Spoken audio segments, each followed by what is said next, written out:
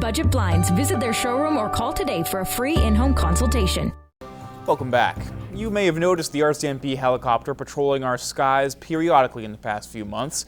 Police have been using the chopper to help deal with a notable spike in crime in the city. I sat down with Inspector Suki Manj earlier today to discuss how his officers have been handling the increased workload.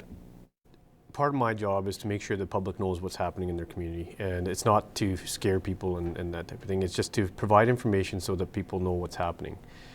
So there has been a pretty dramatic increase in our break and enters since December of 2015 over to end of January of 2016.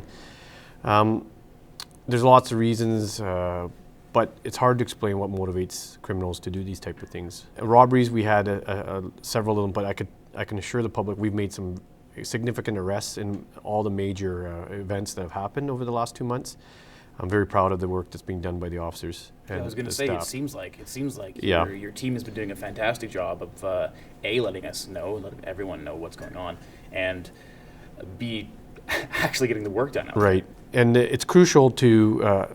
You've heard this from me. The public are our eyes and ears, and with the use of that and the information sharing, we're getting a lot back. And our officers are able to do their job more effectively. We've also implemented the crime reduction strategies, prolific offender program. So we identified 20 individuals in our community that commit most of our crime.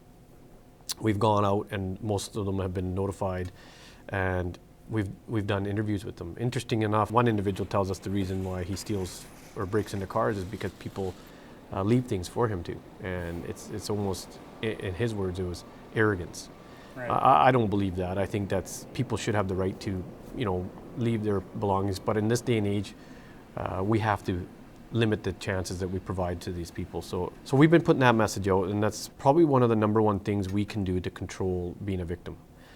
With your homes, they'll look for easy targets. They'll look for people that leave their doors unlocked, items laying around so that entice them to come to their neighborhoods. So on top of what we do in the scientific world of policing and that type of thing, we have things that the public can do for us and for themselves. So that's the main issue that I want to bring up. Now, one tool that you do have at your disposal, it seems to be relatively new. People are always talking about it. Seems to be very useful to you, is the RCMP helicopter. Can you just explain a little bit more about that just really quickly? So in December, we had a really high concentration of theft of vehicles, and it's hard for us to see what's going on. So in our organization, we have the ability to bring in resources such as the Force helicopter. So I've said this in the past, we were using those tools, we've brought them in, they've been coming to our community more often, and that's what they'll be doing. So it's a very effective tool, it's safer for the community, so there's less chance of high-speed pursuits, accidents, that type of thing. Right, especially during the winter, you don't want high-speed pursuits. That's right. Any time is not a good time, so. All right, well, I think that's all the time we have. Thank you so much, Inspector Manj, for coming in and speaking with us today. You're welcome. A new study is tracing the environmental footprint of Canadian cattle. Preliminary results are showing a reduction in the amount of greenhouse gas it takes to produce the beef on your plate. In this week's Agriculture Report, Gerard Lampow gets some local reaction. Basically, we've come up with better nutrition and vitamin supplements that we can put in with our feed now. So those cows are getting the most out of those vitamins. And Kitscoty cattle producer Gord King is elated by the results of a 30-year study of the environmental footprint of Canadian beef. The study explored the production system from cow-calf to feedlot. As of 2011, researchers have concluded that it takes 15% fewer greenhouse emissions to produce 1 kilo of beef.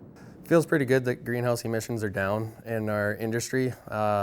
Pays off that the research that they're doing is working to control those greenhouse gases in our cattle.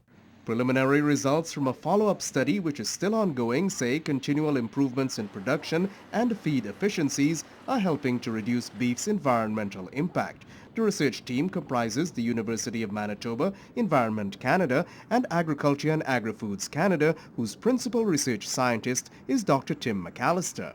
The largest contribution has been the dramatic increase in carcass weight and in average daily gain. As a result of those changes, it takes shorter time to finish a heavier animal, which means the duration that animal has to emit greenhouse gases is reduced. The study found 15% decrease in methane, 16% decrease in nitrous oxide, and 13% decrease in carbon dioxide over the 30-year period. The research is funded by the National Beef Checkoff and Canada's Beef Science Centre. Tom Lynch-Staunton is the Issues Manager for the Canadian Cattlemen's Association. Research like this is very important because this is where we can move forward to find out how to make our production practices that much better, whether that's an economic benefit, an environmental benefit, or even a social benefit. Canada's beef industry currently accounts for 3.6% of the country's greenhouse gas emissions. However, researchers expect that greenhouse gas emissions will continue to decline as the beef industry makes use of technology to improve their production methods. The benefits are going to pay down enormous. Gerard Lampow, Newcap News.